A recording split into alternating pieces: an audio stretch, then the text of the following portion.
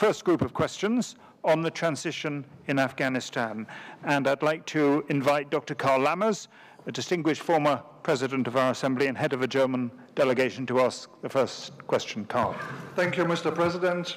Secretary General, Excellencies, the ISAF mission in Afghanistan is coming to an end, and the handover of responsibility to the Afghan security forces is now imminent. For the period from 2015, in spite of numerous imponderables, enduring partnership between the alliance and Afghanistan remains a unanimous aim. Many countries, and you mentioned Germany among them, have expressed their willingness to take part in the post-ISAF mission.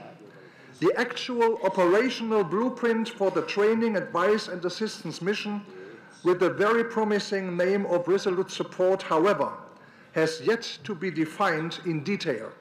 How will the so-called hub and spoke model be designed, and when can we expect a new status of forces agreement to be finalized between Afghanistan and the contributing member states? In particular, how far advanced are the United States negotiations with Afghanistan on unresolved issues such as the immunity of US forces personnel? Second, Pakistan is a crucial partner. Karl, I must thank you very much for your toleration and your respect for other questioners.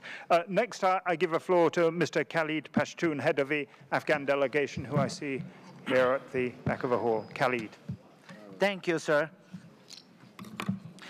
First of all, I would like to express my deep appreciation, sympathy, and condolences to those families who lost their loved one in Afghanistan.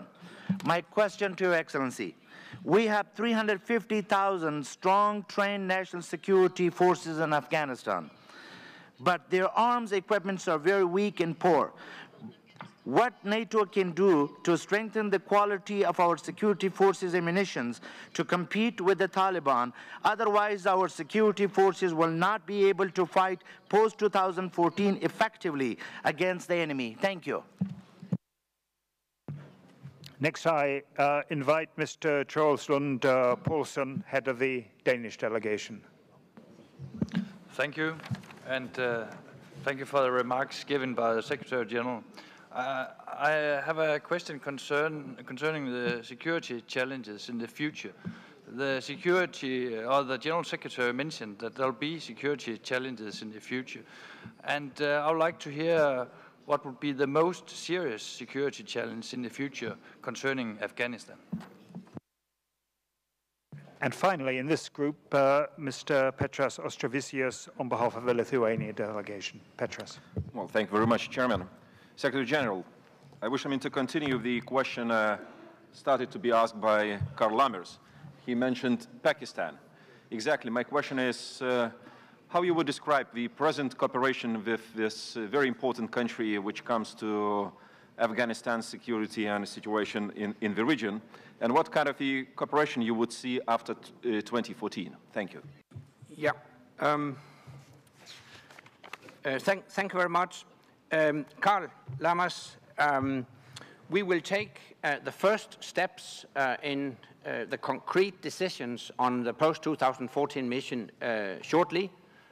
Defense ministers will meet on the 5th of June, and I hope we will be in a position to approve a so-called concept of operations, which will define at least the broad lines of the post-2014 mission.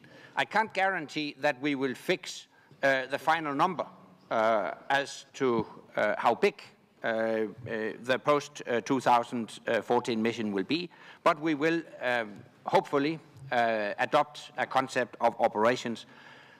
We don't know when a status of forces agreement will be ready. A decisive factor will be the bilateral negotiations between Afghanistan and the United States. Once they have been finalized, we can finalize a NATO status of forces agreement that will cover NATO allies plus partners contributing to the post-2014 mission. Mr. Pashtun, what we do to strengthen the capacity of the Afghan security forces is partly training. We will continue our training activities also beyond 2014. We will, and individual allies in particular, will, in cooperation with Afghanistan, identify needed enablers that can enable the Afghan security forces to take full responsibility for the security from the beginning of 2015. Mr. Troels Lund Poulsen, about future challenges in Afghanistan, honestly speaking, I think the main challenge will be to ensure good governance, to fight corruption, to fight narcotics, to ensure effective delivery of basic services to the people. All in all, to create trust and confidence between the people and their government. That is essential to ensure long-term peace and stability in Afghanistan. And finally, to Mr. Masrounis about Pakistan, obviously we need a positive engagement of Pakistan, again, if we are to ensure long-term peace and stability in Afghanistan and in the region. What's the 3 minutes? You've done, everybody, questioners and answerers have done perfectly. We now come to a second group of questions about NATO operations elsewhere, and I'd like first to give the floor to Mr. Igor Besic, acting head of the Serbian delegation. Mr. Besic. Gospodine predsjedavajući, dozvolite mi da ovom prilikom pomenem važnost jedne od NATO operacija na terenu, koju aktivnosti sprovodi u skladu sa rezolucijom Saveta bezbednosti 144. Mr. Besic, forgive me, people are putting on their... It's going to be an interpreter that will speak. Oh, okay. Honorable Chairman, allow me on this occasion to mention one of the very important NATO operations in the field, and that is the KFOR operation. And KFOR performs its duties within this operation under the U.S. Security Council Resolution 1244 and military technical agreements. KFOR garantuje bezbednost za sve građane na Kosovu i mi očekujemo da će nastaviti ove svoje aktivnosti da sprovodi na statusno neutralan način. KFOR guarantees the security for all the citizens in Kosovo, and we are looking forward that it will continue with performing its activities in the status neutral way. Dozvolite mi, gospodine predsjedavajući, da pomenem jedan od ključnih događaja za jačanje dugoročne stabilnosti u regionu Zapadnog Balkana. Allow me, Mr. Chairman, to mention one of the key events for strengthening the long-term stabilities in the region of the Western Balkans. Reč je o sporazumu o principima za normalizaciju odnosa Beograda i Prištine koji je parafiran 19. aprila 2013. godine u Briselu. Agreement in question is the agreement on the principles on normalizations of the relation between Belgrade and Pristina, which was initialed on the 19th of April 2013 in Brussels. Uz medijatorsku pomoć Evropske unije i u tom kontekstu također očekujemo da NATO nastavi da obavlja zadatak očuvanja bezbednosti i sigurnosti za sve građane. This agreement was concluded with the mediatory assistance of the European Union. Within this context, also we expect that NATO and KFOR will continue pursuing its task of maintaining security and safety for all the citizens. Mr. Besic, forgive me. I must ask you to phrase now the question as a single point so that we can keep to our timetable. Thank you very much. Please make one final statement to stress your question. I na kraju, gospodine predsjedavajući, dozvolite mi da obavestim ovaj uvaženi skup o nedavnim koracima u pravcu jačanja partnerske saradnje Srbije sa NATO-om. Naime, Republika Srbija je članicama nedavno distribuirala svoj prvi IPAP i očekujemo pozitivne reakcije članice alijanse u Briselu u sedištu NATO. Finally, Mr. Chairman, allow me to inform this esteemed gathering about recent steps in the direction of strengthening partner cooperation of Serbia with NATO. Actually, Republic of Serbia has recently distributed to all the members its first IPAP, Individual Partnership Action Plan, and we are looking forward to the positive reactions of the members of the alliance. Republika Srbija juče u formatu 28. Thank you very much. Excuse me, Mr. Besic. I know it's difficult, but we have to move on and allow another member to ask a question. I know that you and I have the opportunity to meet later in the day, and I'll be listening very closely to what you have to say at that occasion. But I must now, I'm afraid, give the floor to Chantal Gallard, head of the Swiss delegation. Thank you very much. Besten Dank. Die Frage, ich spreche auf Deutsch. Die Frage unserer Delegation betrifft die Zukunft der KFOR, ebenfalls Kosovo. Die Situation in Nordkosovo ist ja weiterhin angespannt. Es gibt aber auch ermutigende Entwicklungen, namentlich das eben vorhin genannte Abkommen vom 19. April dieses Jahres zwischen Serbien und Kosovo. Die Schweiz beteiligt sich seit 1999 an der KFOR und stellt zurzeit 235 Soldaten. Unser Parlament hat einer Verlängerung des Mandates bis Ende 2014 zugestimmt. Vor diesem Hintergrund möchte unsere Delegation wissen, wie Sie, Herr Generalsekretär, die Entwicklung in Kosovo einschätzen und wie sich die NATO die weitere Zukunft der KFOR vorstellt.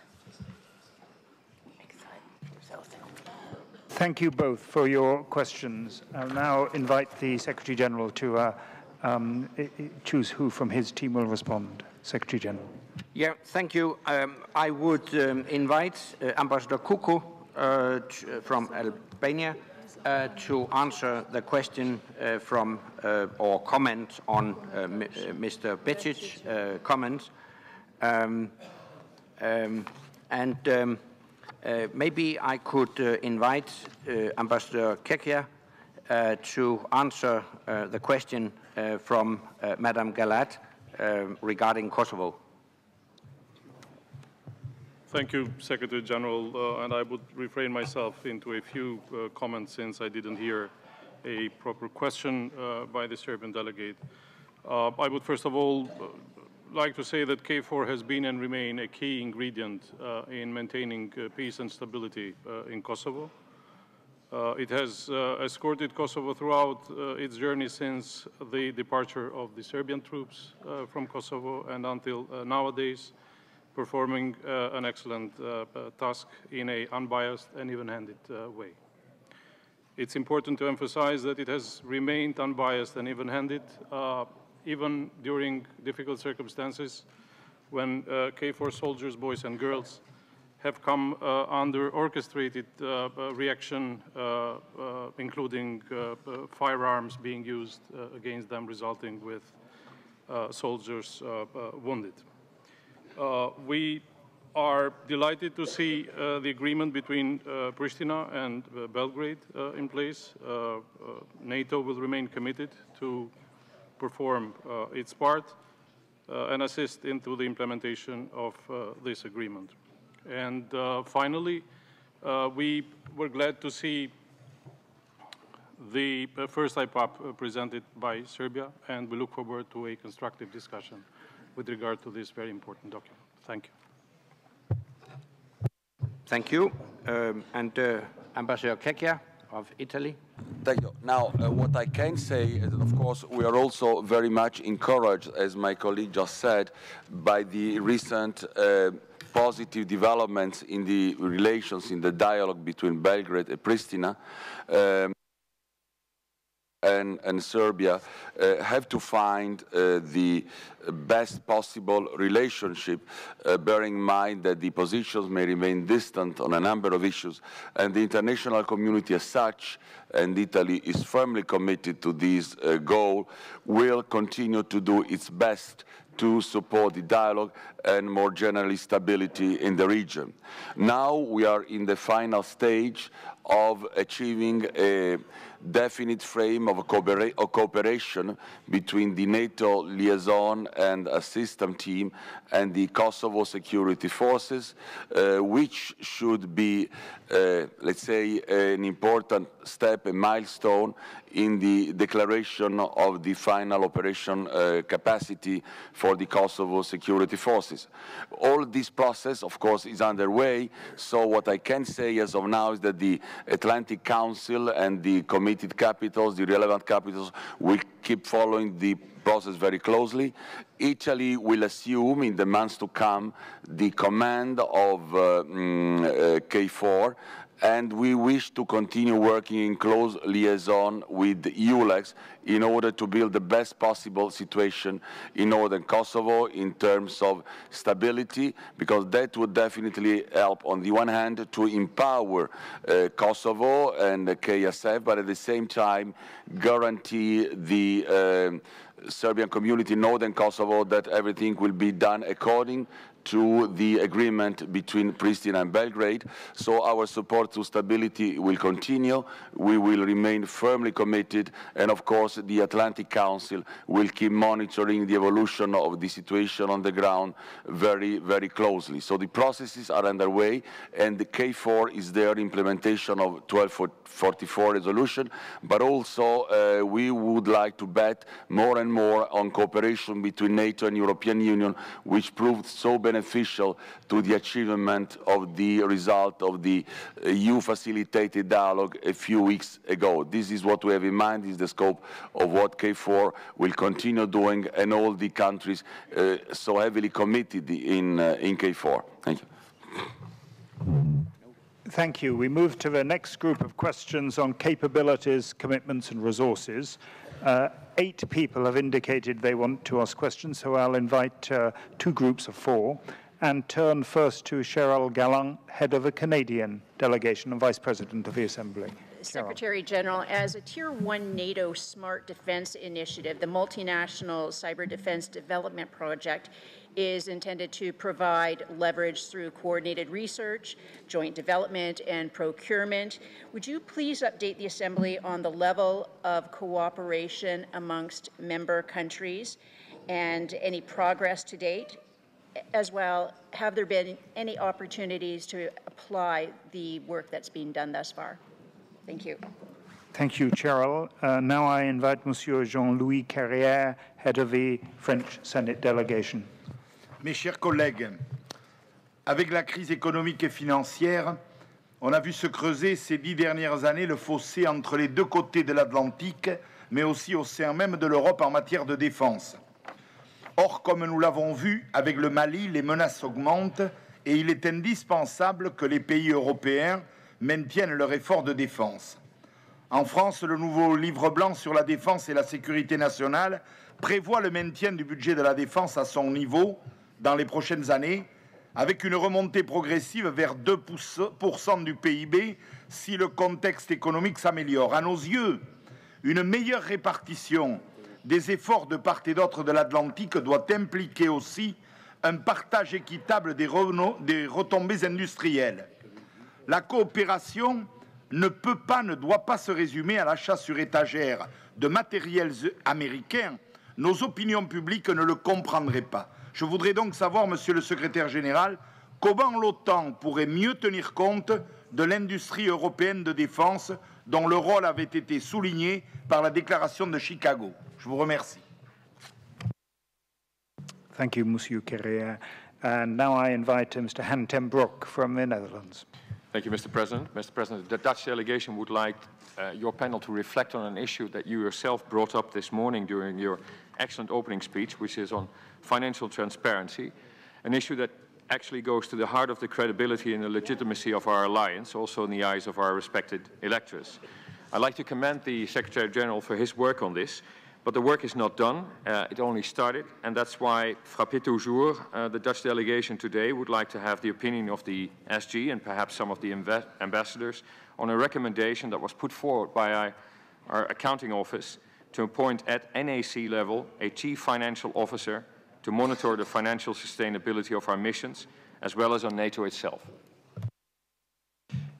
Thank you. And finally in this group, Ms. Melita Zupevc from the head of the Slovenian delegation. Melita. Thank you. Secretary General, in your second annual report, you outlined a very ambitious security agenda for the alliance. And you also stressed the need for NATO governments to sustain adequate defense spending in order to develop the capabilities needed to achieve the alliance's goals.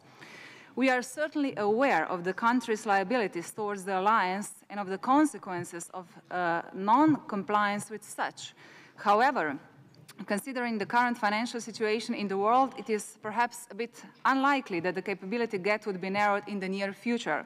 So my question to you would be, what efforts are being made to ensure that critical capabilities are being preserved despite these cuts, and how can the process of coordination between allies be improved? Thank you. Thank you very much. I think this will be a joint venture. If I may, I would invite Ambassador Herrera and Ambassador Leslie to maybe address the two first questions from Madame Galland on cyber and Monsieur Carrère on smart defense and European defense industries, while I would ask Ambassador Ducaro to answer Mr. Brok's question on financial transparency, and maybe I could answer the last question from Ms. Zupevc about adequate defense spending. But please, members of Council, feel free also to address other issues than the one I delegated to you, but that would be my suggestion. Thank you. So first, maybe Ambassador Herrera of France. Merci, Monsieur le Secrétaire Général, et merci à Madame Galland pour cette question. La menace cyber n'est plus une menace émergente, c'est une menace réelle, nous le savons dans nos pays, et nos vulnérabilités potentielles sont tellement imbriquées dans le tissu de nos sociétés, de nos économies, de nos institutions, que la responsabilité première pour renforcer nos moyens de détection, pour renforcer nos moyens d'identification de l'agresseur, pour renforcer les moyens de défense, doit se situer au niveau de chacune des nations. Maintenant, cela n'empêche pas une coopération efficace entre nations, mais, comme vous l'indiquez, en mettant en avant ce projet de Smart Defense, une coopération bottom-up, si je puis dire. Et ce projet avance. Au niveau de l'OTAN, les alliés ont pris la décision que le cœur de nos efforts, pour ce qui est de l'OTAN en tant que tel, doit porter sur les réseaux de l'OTAN. Et c'est une tâche immense, les capacités dont dispose l'OTAN étant pour l'essentiel des capacités de commandement et de contrôle. Là aussi, les efforts sont payés de succès, mais c'est un succès qui, c'est une préoccupation pour la France et pour d'autres pays, n'avance peut-être pas aussi rapidement que la menace, d'où l'accent qui a été placé sur la pleine capacité opérationnelle du centre de détection et de réponse aux crises. Merci. Merci beaucoup. Now I would pass the floor to Ambassador Leslie of the UK. Thank you very much. We've got some challenging questions here, so I will try perhaps to address the second one, just saying I very much agree with what Monsieur Herrera has already said on cyber. On European defence industries, I think it's worth bearing in mind that NATO capabilities are of two sorts. One are the relatively small common structures that we have, the so-called common funded command and control and other capabilities. And then the vast bulk of what we all have, those of us who are NATO nations, are national defence capabilities that we declare to NATO. And I think there's a challenge for those of us who are European to make sure that we are building up European capabilities in both areas. Those capabilities are industrial, as the French deputy reminded us, but they're also human and skilled, and we need to work on both. Very briefly, The United Kingdom does not see an incompatibility between what is happening in the EU on pooling and sharing and what we're trying to do in NATO collectively on shared defence. But we need to make sure that those two efforts continue to be complementary rather than duplicatory. We think there is scope for nations to do more. We are one of the tiny minority of NATO nations who spend more than 2% of our budget on defence. And we think there's more for countries to do together multilaterally, particularly those who are used to collaborating in other areas, as happens in the Nordic region, for instance. Thank you. Ambassador Ducaru of Romania, who, by the way, is also the Dean of the Council. That's why I kindly invite you to answer the question on financial transparency. Thank you, Secretary General. I think it is not surprising that this last year or so, or probably more than ever, the Council, the members of the Council have been involved in the issues of financial transparency. And I would emphasize here two layers. One would be the ongoing effort, and the other one would be the deeper reform perspective. And on the ongoing effort, I would say that this last year, the involvement in addressing, for example, the conclusions of the International Board of Audit report for the year before has been extremely strong. Members of the Council have provided advice, recommendations, proposals to the Secretary General in order to assume his leadership role in promoting the administrative changes in tune with the conclusions of the IBAN report. And by the way, one of the points in this immediate change effort was the increased role of the financial controller of NATO. And maybe it's a good idea actually to change the denomination, to call him and then change the structure at the level of in order to call him Chief Financial Officer. Just from this layer on, there has been a move in this direction. But I want to emphasize the other perspective and the fact that the NAC decided in the second half of next year to reform the NATO audit process to provide more effective, efficient, transparent, and accountable use of financial resources, and mandated the creation of a working group with the aim to provide a business case for a reformed audit, and the steering committee, which I had the chance to chair, to provide the quality assurance of the process of the working group. And by the way, this working group has been constituted by members of the supreme audit authorities from a member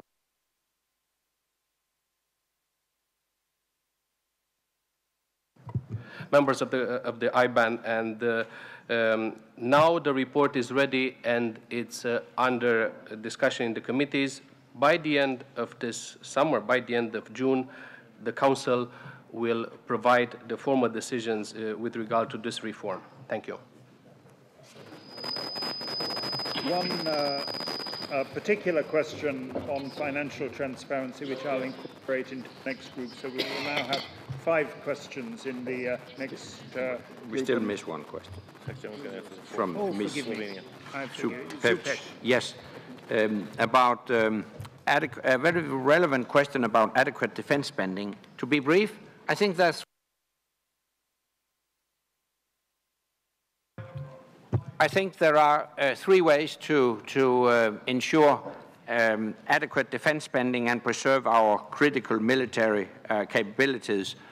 First, ensure an adequate input. Secondly, an effective output. And thirdly, cooperate more. Input, you know, we have a benchmark to reach 2% of GDP defense spending. I know as a politician that it's unrealistic in the short term, but I think in the short term we should hold the line, stop cuts, and once the economies recover, we should gradually increase investments in our security. Secondly, we have introduced better output measures to make sure that we focus not only on how much money we spend, but also how it is spent. For instance, to ensure more deployability, more sustainability, transformation and reform of our armed forces. So we have introduced these new comprehensive output measures to make sure that we get value for money, security for money. And finally, no doubt that we need to cooperate more. It will be increasingly difficult for individual nations to acquire the necessary military capabilities themselves. So the only way forward is to help each other. That's what we call smart defense, pooling and sharing within the EU. That's the way to make more efficient use of the resources we do have. So adequate input, effective output, more cooperation, that's the way to ensure adequate defense spending. Thank you, Secretary General. As I just said, we will have 5 questions in the next group, starting with Sir Mingis Campbell, head of a UK delegation. How's that? Apart from straining my vocal cords, it should be possible. I regret I cannot hide my disappointment at the response that we had to the question about transparency and audit. Every day in the House of Commons, I and my colleagues have to take painful decisions about public expenditure, and we are concerned to ensure that we get value for money in relation to those international organizations to which we contribute. And that's why I wish to ask a specific question. What steps, practical steps, can be taken to encourage transparency in order to ensure the independence of the external audit of NATO? And will the audited accounts be published, and also the value for money studies conducted by the external auditors? If not, how can I answer the questions of my constituents who are concerned to know that the money which we raise by taxation is properly spent and properly accountable in international organizations like NATO?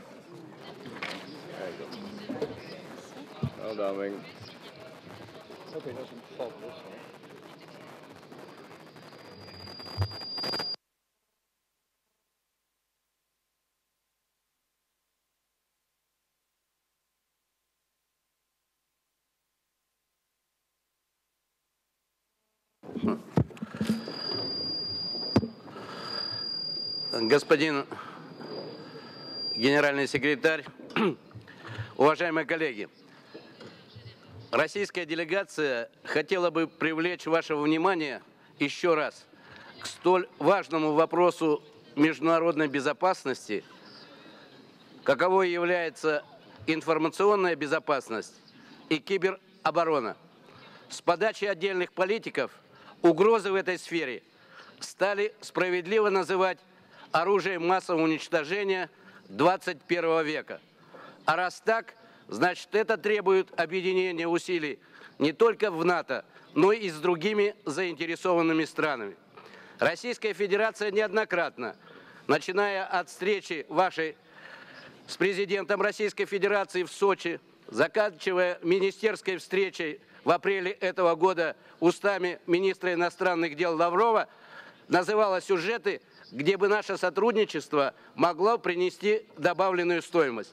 Как руководство НАТО относится к этим предложениям? И не считаете ли вы, что задержка с принятием решения о сотрудничестве может привести к новым разделительным линиям, теперь уже в киберпространстве? Спасибо. Thank you, Victor, for your question. I now invite Marit Niebeck, Deputy Head of the Norwegian Delegation. Thank you, Mr. President. First, I'd like to ask the Secretary General about his opinion on the Norwegian proposal to develop closer formal links between national headquarters and the NATO command structure. And then let me focus upon the Nordic way of smart defense cooperation, a practical cooperation involving NATO partnership countries like Sweden and Finland. This is a good example of how alliance members can work together with partners to develop joint solutions in defense, procurement, logistics, operations, and training. it is also an example of how strong regional defense cooperation benefits the alliance.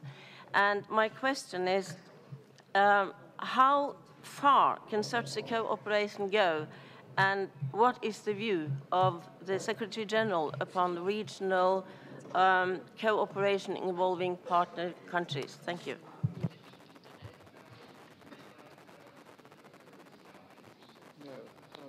Microphone. Thank you, Mr. President. The Steadfast Jazz military training exercise scheduled this fall for the Baltic states and Poland is the largest NATO exercise in the last 20 years and is also an important show of solidarity and cooperation amongst the allies. While France has joined the Balts and Poland, other allies have been slow to commit. And I was wondering if you are confident that more allies, including the United States, will participate in this exercise. And I mentioned the United States because of the rebalancing to Asia and how important it would be to have a U.S. presence there. And also, would you, as Secretary General, agree that it would be important for you to participate, at least in the opening ceremonies of this exercise in the headquarters in Riga in the fall? Thank you.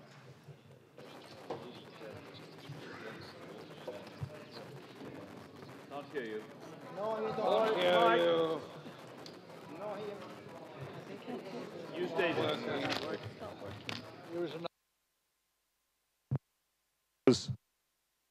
Once they finish speaking, to switch our microphones off because they interfere with each other. Finally, in this group, I'd like to invite Beatriz Rodriguez Salmones from Spain.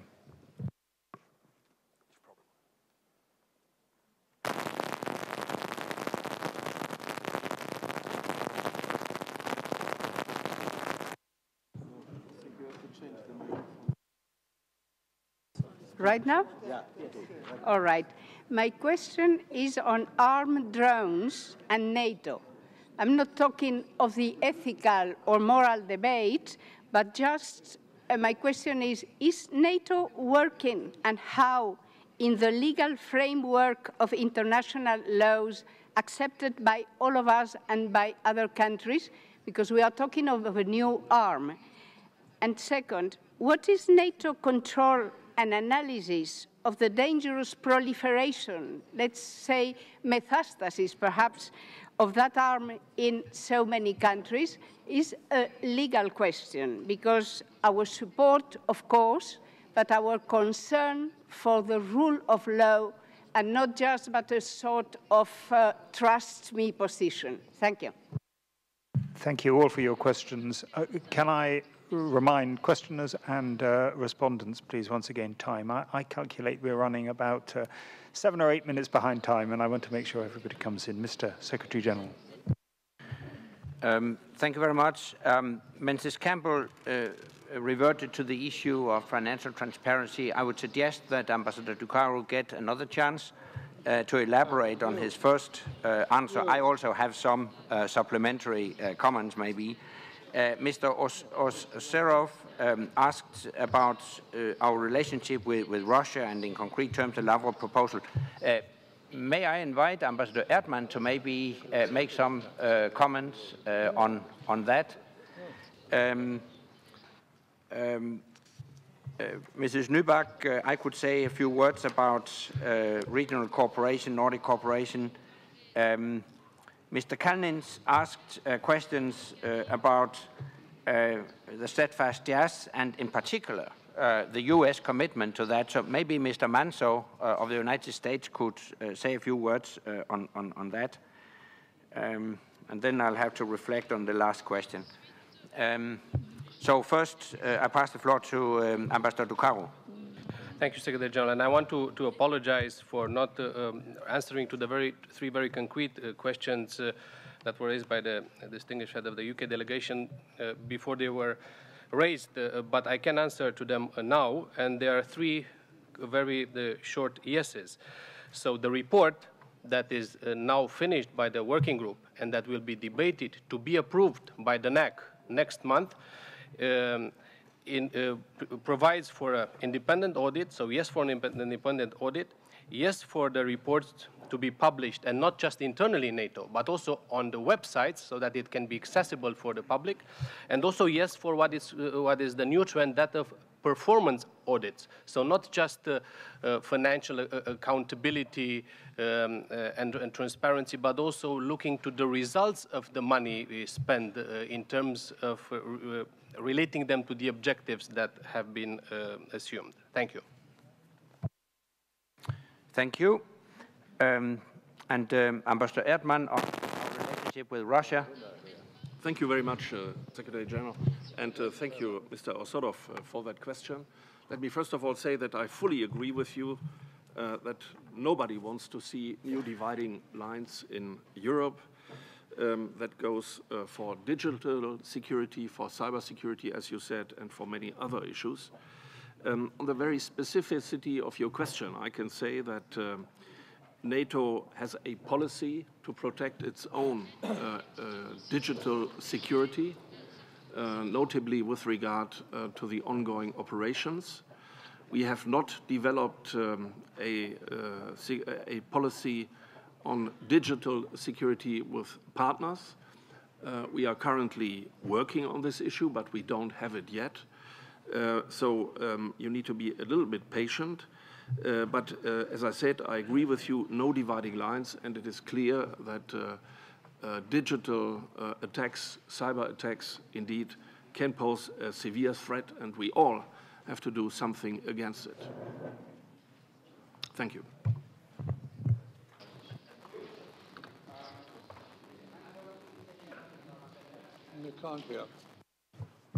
Thank you, Mr. Secretary General, and thank you for the question regarding steadfast jazz.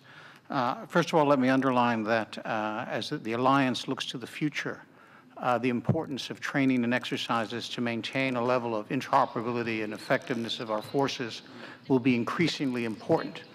And in that context, allies take this exercise very seriously, and I'm happy to say the United States fully expects to participate in the exercise. Thank you. Thank you. I could just add to that, that actually I spoke with the Latvian president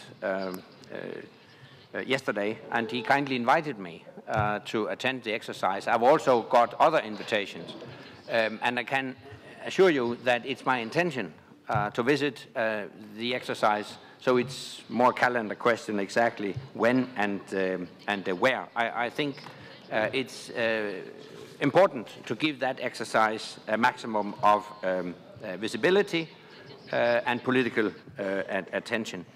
On financial transparency, I have nothing to add to Ambassador Rukaru's last answer. Mrs. Nybak, actually, the NATO Council visited Bodø, as you know, a couple of weeks ago, and it was quite impressive what we saw. The joint headquarters in Bodø, and personally, I'm convinced that we can achieve synergies if we ensure closer cooperation between the NATO command structure and national headquarters. And that's actually also what SHAPE has worked on, and soon a new directive will be issued to that end. So we are working in that direction, as requested by Norway and other allies, to give the NATO command structure a more regional dimension. As regards Nordic cooperation or regional cooperation in general, I'm strongly in favor. And I really appreciate that Norway has taken the initiative to include our good partners, Sweden and Finland, in certain activities, including air surveillance over Iceland upon Icelandic request. I think there's a lot of potential in strengthened regional cooperation, also in the context of smart defense. So I'm really strongly in favor of that. And finally, Mrs. Rodriguez Salmones on drones. NATO is not involved in considerations on the legal framework. That's for individual nations to deal with, but I can assure you that NATO, of course, operates fully within existing international laws of armed conflict, and that also includes the use of drones. Thank you, Secretary General. We now come to a new topic, the Middle East, North Africa and the Sahel. And I'd first of all like to invite Ali Reza Alaboyan, head of the Turkish delegation. Thank you very much, Mr. Secretary General. So there is a human tragedy in Syria and on the border of Turkey and on the border of Jordan. So it is becoming a refugee crisis. But as the United States and the Western countries, we draw a red line not to use the chemical weapons in Syria. But the regime is taking this one as an opportunity to use all means of weapons to destroy their people limitlessly and heavily. So do you think we need an extra red line not to use the Scud missiles like that? Thank you very much. Next, I invite Mr. Kyriakos Mitsotakis from Greece. Thank you, Chairman. It is a view of the Greek delegation that of all the areas of possible geopolitical instability, the one which will create the most severe challenges for the Euro-Atlantic community in the near future is the MENA region. And it is clear that the fundamental issue facing NATO in the area, how to reconcile our commitment to democracy and freedom with the risks that popular revolts may unleash, has not yet been resolved. And the continuing crisis in Syria is probably the best example of the strategic dilemma that NATO is facing. And I would like to hear the view of the Secretary General on a possible political solution to the Syrian crisis, which is being discussed recently, whether you are reasonably optimistic, and what components would such a political solution in your mind entail? Thank you.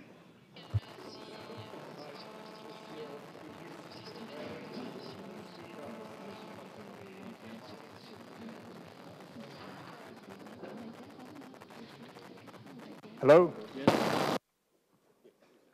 I now invite Monsieur Younousi Touré, Speaker of the National Assembly of Mali.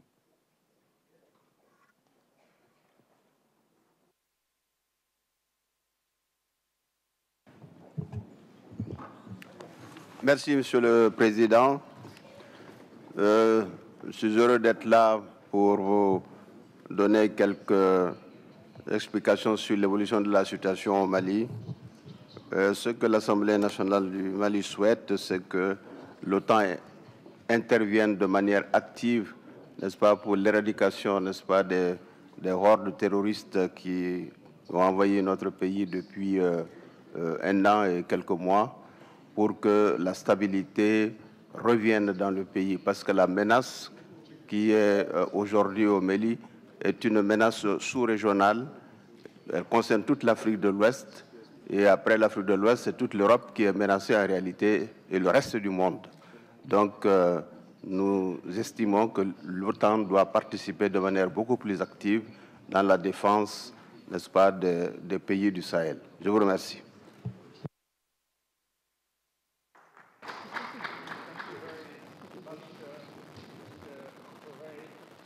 I'm told also that Mr. Couscous from Morocco wishes to ask a brief question on this point. Mr. Couscous.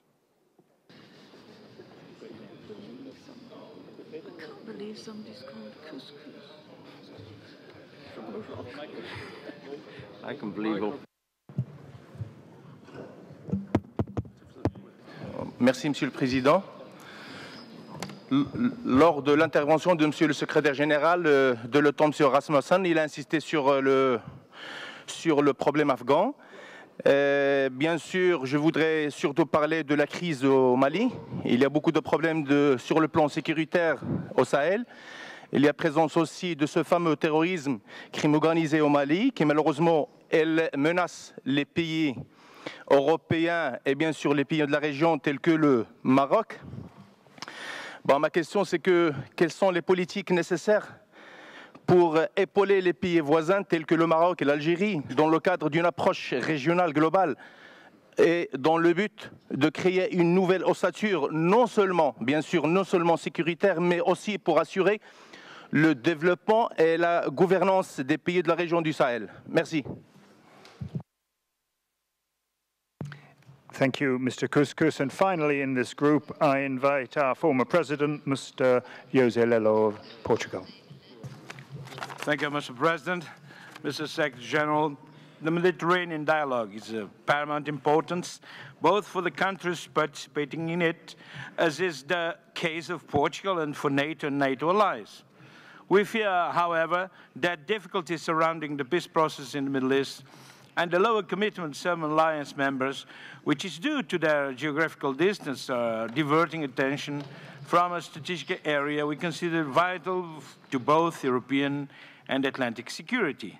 Mr. Secretary General, do you share these concerns?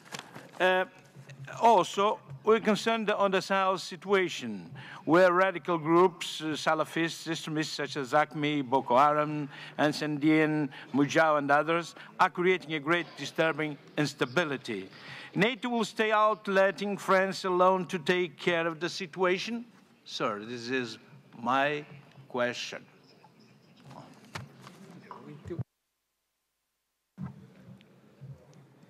Thank you all. I invite the Secretary General to.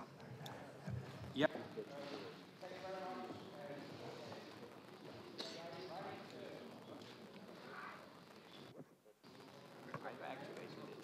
So, may I invite Ambassador Berg of Turkey to address the two questions on the situation in Syria, and maybe Ambassador Herrera could comment on Mali, and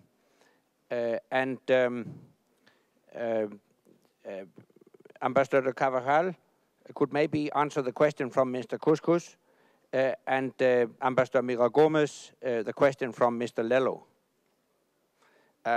So first I pass the floor to Ambassador Berg.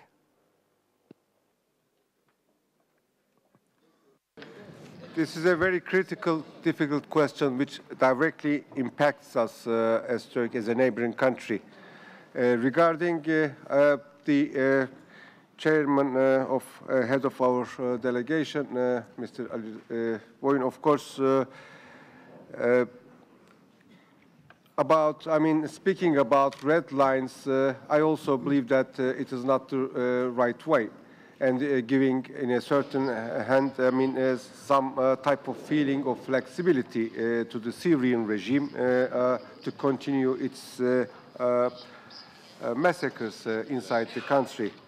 And on the other hand, we believe that the diplomatic efforts will continue, and there is a conference expectation in again. And from these diplomatic efforts, there will be a solution to the issue, and of course, a transition to democracy in this country. And without the present regime, without Assad, that's the I think the number one condition for a successful transition. I think basically on the probably the most important thing is, of course, the instability in the region. This possible instability in the region that this issue creates. One, particularly the burden on the that the refugees are creating to Jordan, Lebanon, and of course to Turkey. And as well as the IDPs, internally displaced persons inside Syria, where we have very limited, altogether, international community have very limited means to extend humanitarian assistance inside the country particularly. And therefore, this is a collective responsibility of the international community. There is no doubt about this, that Syrian regime should be, I think, with a diplomatic solution, a democratic transition becomes a reality in this place. That's, I think, only way ahead as we regard it. Thank you very much. Thank you. Ambassador Herrera. Merci. Je voudrais, car je ne l'ai pas fait tout à l'heure, d'abord remercier le président Bailey pour les paroles qu'il a eues, bien sûr, pour la France, mais aussi sur la situation au Mali. Et je trouve très positif qu'il ait pu se rendre aussi rapidement avec Madame Ameline sur place. Pour répondre à votre question, Monsieur le Président Touré, je répondrai de la manière la plus simple possible, qui est que la question ne s'est pas posée en ces termes-là quant à l'implication de l'OTAN. Parce que la demande des autorités maliennes était à la France, et la France a répondu très rapidement, en moins de 24 heures, en envoyant des forces sur le terrain.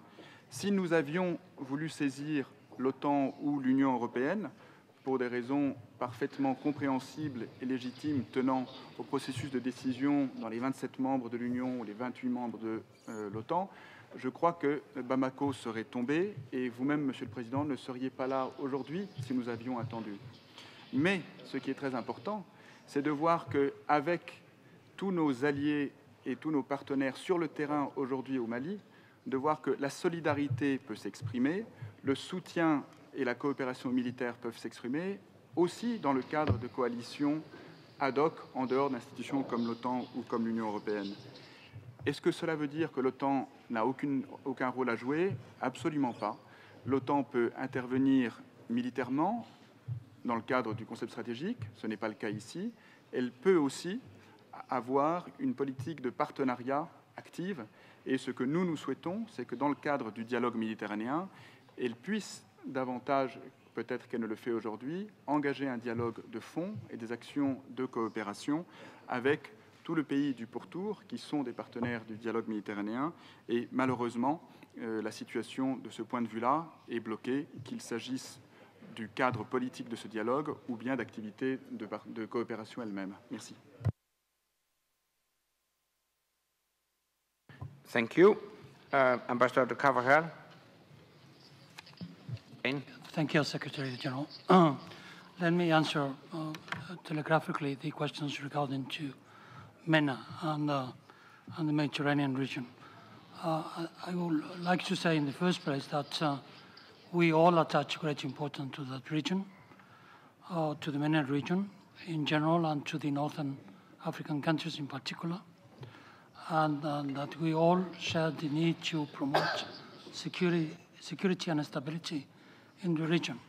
And the second point is that when I say all allies, I mean all 28 allies and not only the allies in the southern part of the NATO.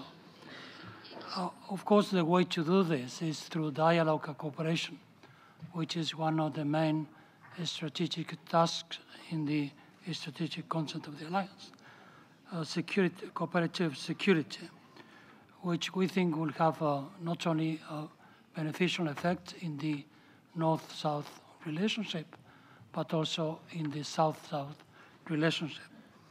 And finally, let me assure you all that Spain, but many other allies countries, are engaged in trying to give to this dialogue and cooperation a new emphasis in the near future. Thank you.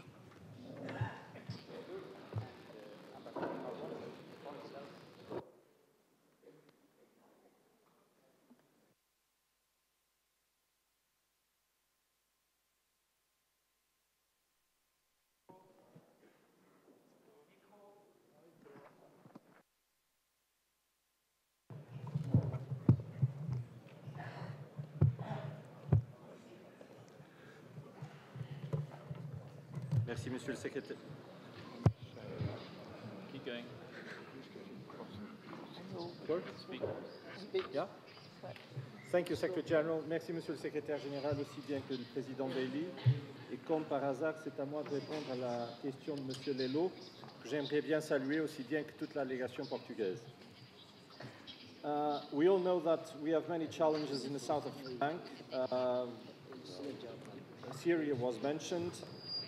Mali showed that it's not only the Mediterranean, but it's also the Sahel that we need to follow very closely.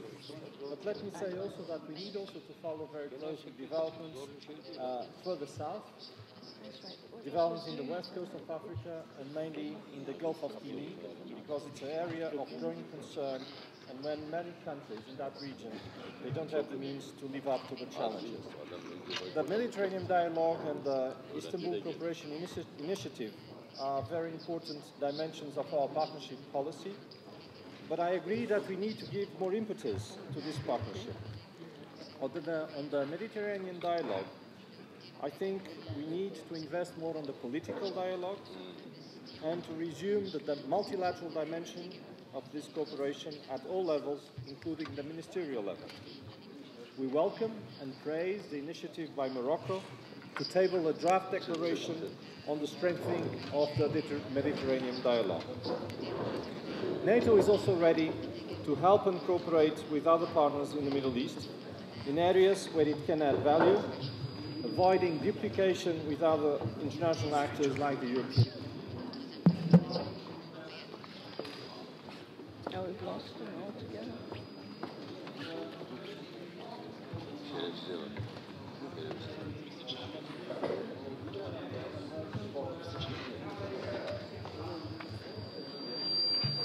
Colleagues, I don't know if you can hear me. I'm told that the problem is that there's still some members who have left microphones on in the hall, and if you could all double check to make sure there's not a red light at the top of your microphone, that would help us to hear the responses. Thank you.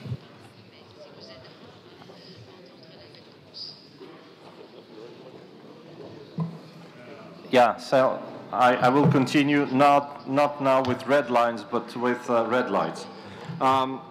I was saying that we are also ready to consider the cooperation with other partners who are not formal members of a partnership with NATO, namely Libya, being aware of the enormous challenges that they face, namely in the reform of the security sector and the control of the borders.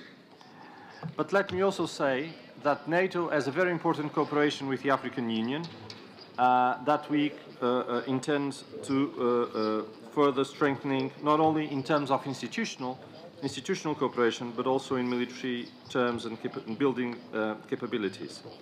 Thank you very much, Chairman. If we could now move to the next group of questions. I intend to take 5 questions, largely on partnerships. And first of all, I'd like to invite Mr. Norbert Haupert, head of the Luxembourg delegation. Norbert. Merci, Monsieur le Président. Dans le contexte de la politique des partenariats de l'OTAN, j'aimerais vous demander quelles sont vos attentes en vue du Conseil européen de décembre 2013 qui sera consacré à la défense européenne. Comment voyez-vous le renforcement des relations entre l'OTAN et l'Union européenne et quel rôle pourra notamment jouer la défense européenne dans le partage du fardeau entre les alliés? Par ailleurs, comme lors du dernier sommet de l'OTAN, les chefs d'État et du gouvernement ont souligné l'importance croissante des partenariats. Quelles mesures concrètes est-ce que l'OTAN entreprend pour approfondir la relation entre l'Alliance et les pays comme l'Australie, le Japon ou la Corée du Sud? Et comment est-ce que l'Assemblée parlementaire de l'OTAN pourrait apporter une aide dans ce contexte? Thank you, Norbert. I'd now like to invite Mr. Gabriel Vlaze from Romania. Thank you, Mr. President. I have a short comment and a question for Mr. Secretary General. The alliance should further strive to engage Russia while sending the message that NATO is indispensable for the resolution of outstanding security issues in Europe. NATO has to be part of shaping the future of Eastern Europe, as it has shaped the one of the Western Balkans. Alongside the EU and the alliance can foster the potential of the Black Sea, Caspian Sea, Central Asian areas. So the question is, what's your assessment in Russia's updated foreign policy concept with respect to the Eastern neighborhood? Thank you.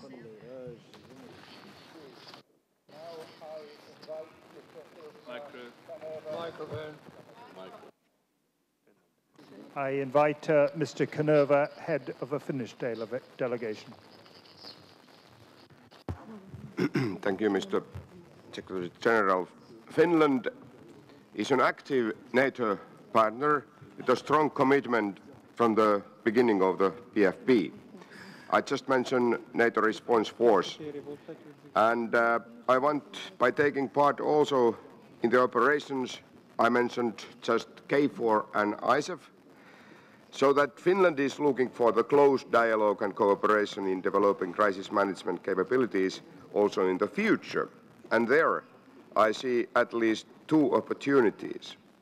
The Connected Forces initiative is a fresh element in this, and it is also the great opportunity. Finland intends to continue an active participation in exercises in this, and it's utmost important that also the partnership countries are connected to this operation, this Connected Forces initiative. But not only that one, but also the regional approach I want to underline, like NORDEFCO in this vital role. Are these some instruments which could be worth to promote partnership between NATO and military non-alignment countries also in the field of cyber and other activities? Thank you. And then I would like to invite Mr. Ion Pascu, Deputy Head of the European Parliament delegation. Mr. Pascu. Thank you very much. Two simple questions, Mr. Secretary General. The first one would be, in the light of the existing cooperation between the EU and NATO, what would be your expectations regarding the Council, EU Council in December, which is devoted to defense and security? And a second one would be, in the light of the recent developments in the Cyprus problem, are you more optimistic with respect to a potential solution to this obstacle in the relationship between the two organizations? Thank you. And finally in this group, I'd like to invite the head of the Moldovan delegation, Mr. Alexandru Cimbriciuc. He will speak Romanian and I'll translate into English. Domnule secretar general, interesul major al Republicii Moldova în plan politic este menținerea suportului statelor membre NATO pentru integritatea teritorială a Republicii Moldova, soluționarea conflictului transnistrean pe care pașnică și retragerea trupelor ruse de pe teritoriul Republicii Moldova în conformitate cu angajamentele asumate de către partea rusă la summitul de la Istanbul. Angajamentele asumate de Federația Rusă nu au fost respectate. Apreciem înalt faptul că NATO a reiterat în declarația summitului de la Chicago suportul pentru integritatea teritorială a Republicii Moldova. Rugăm ca statele NATO să promoveze aceste poziții și în continuare. Dear Secretary General, I'll address a comment. The Republic of Moldova's major interest in political field is to maintain the support of NATO states for territorial integrity of Moldova, for settlement of the Transnistrian conflict by peaceful means, and withdrawal of Russian troops from the territory of Moldova on the basis of Istanbul commitments taken by Russia, commitments that are not honored. We are highly appreciating that NATO reiterated in declaration of Chicago summit its support for the territorial integrity of the Republic of Moldova, and we are requesting NATO country to promote further on this position. Thank you a lot. There's another secret way. There's a stairs down that gets you to the same place, but the signs take you all the way around. Thank you very much. First, Mr. Haupert and Mr. Pascu actually asked the same question. What is the expectation for the European Council meeting in December? But instead of going into all details, let me point to what I would hope would be the main outcome of that European Council, namely a strong European commitment to invest sufficiently in the much-needed future military capabilities. Let me stress, I'm strongly in favor of a strengthened European defense cooperation. L'Europe de Défense, I think it's an excellent idea. But I also have to say that if there's no political will to invest in the needed military capabilities, it will remain hot air. Hot air, nothing more. It is about investment. So I would hope that would be the main outcome of the European Council meeting in December. But obviously it will address 3 strands of work: how to make ESDP more visible, how to develop capabilities, how to strengthen European defense industry. All of that is relevant, but the bottom line is that we need a sufficient amount of investment in defense. Mr. Haubert also asked about global partners. We attach strong importance to our partnerships with global partners in addressing emerging security challenges. It's of utmost importance to have strong partnerships with these global partners. Mr. Vlase asked me about the Russian foreign policy concept. Let me stress 3 things. Firstly, NATO's door remains open for European democracies that fulfill the necessary criteria. Secondly, we adhere to the principle that it's for each individual country to decide its alliance affiliation itself. And thirdly, our open door policy has also been to the benefit of Russia, Russia who enjoys peace and stability, growing economies along its western borders, thanks to enlargement of the European Union and NATO.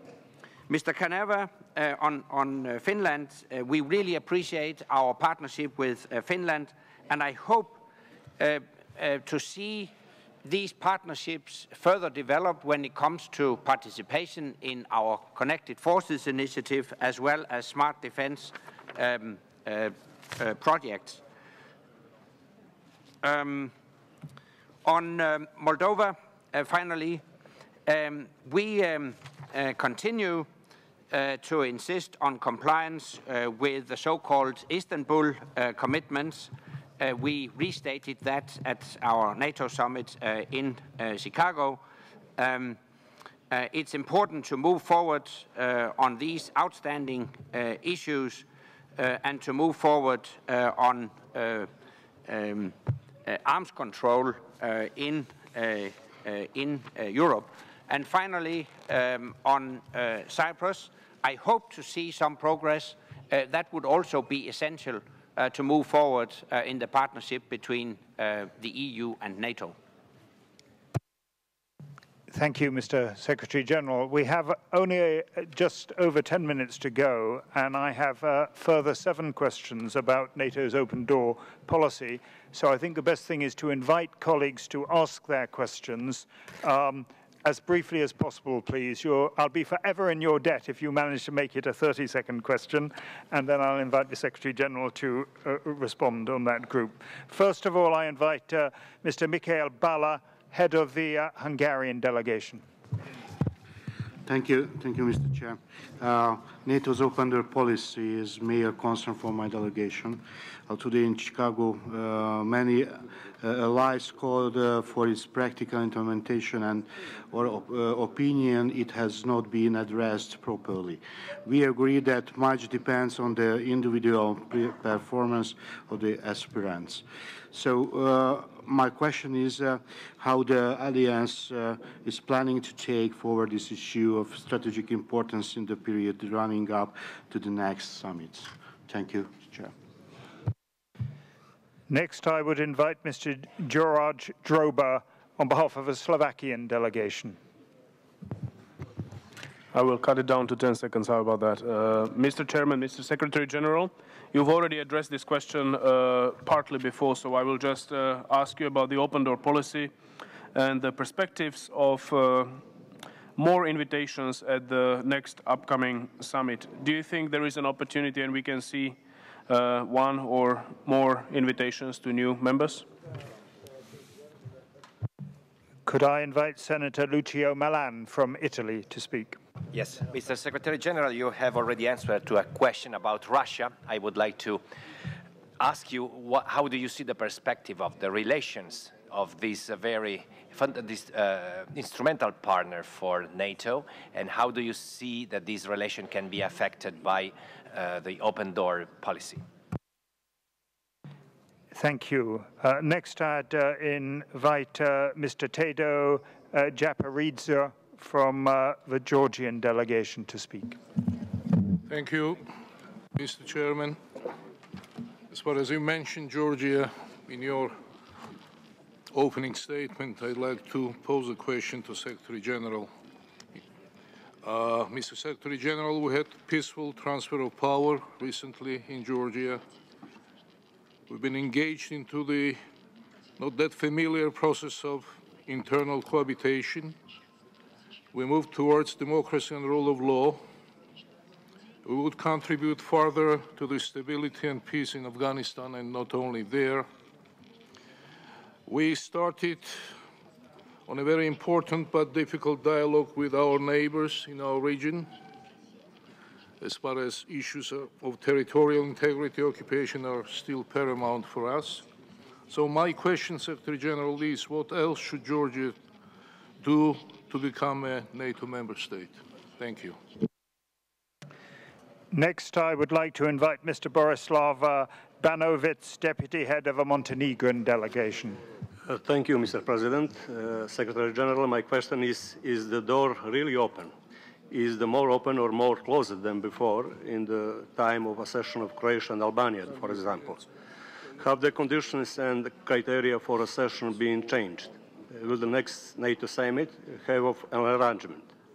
The reforms that we have implemented in all of our society during the last 7 years since our independence, reforms in defense and security sector, contribution to stabilization of the relation in the region, and developing and friendships in cooperation with the neighbors, participation in the peace missions, ISAF and others, financial and budget efforts in the time of economic crisis, give us the rights to expect so. Thank you. Could I now invite Mr. Witold Waszczykowski, who is on behalf of the Polish delegation. Thank you, Mr. Chairman. I have a set of specific questions to Secretary General. Mr. Secretary General, is there a chance that NATO comes back to open door policy, to enlargement of the alliance, which means a projection of stability in our neighborhood, but not only in the south, but also in the east, and this process will include Ukraine soon. Mr. Secretary General, is NATO, if asked, able to assist Poland to find out the reason of presidential death in a plane crash in 2010? And is NATO, if asked, able to help Poland to get back from Russia the wreckage of plane kept by Russia for more than 3 years without the legitimate reason? Thank you very much. Thank you very much. And finally in this group, I'd like to invite Borislav Blažeković of the Croatian delegation. Thank you very much. Mr. Secretary General, I was wondering if you could talk a little bit about the individual prospects of Southeast European aspirant countries and their chance to obtain NATO membership status anytime soon.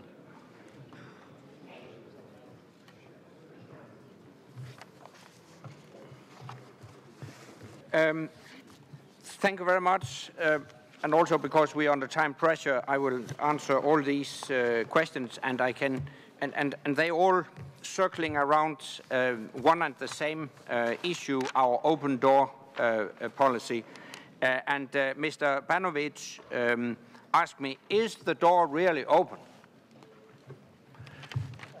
And the very clear and very brief answer is yes. But please understand that it's not one of those doors you see in supermarkets that open automatically once you approach the door. People who want to enter the room must do something to actually get access, namely fulfill a number of criteria. And this is the reason why the answer to your question is that whether new invitations will be extended is very much up to the applicant countries themselves. We have actually done a lot to move forward. We have granted a membership action plan to Montenegro. We have granted a condition-based membership action plan to Bosnia-Herzegovina. We have long ago granted membership action plan to Skopje, and asked them to continue to fulfill a number of specific criteria. So the answer is, we are ready when they are ready.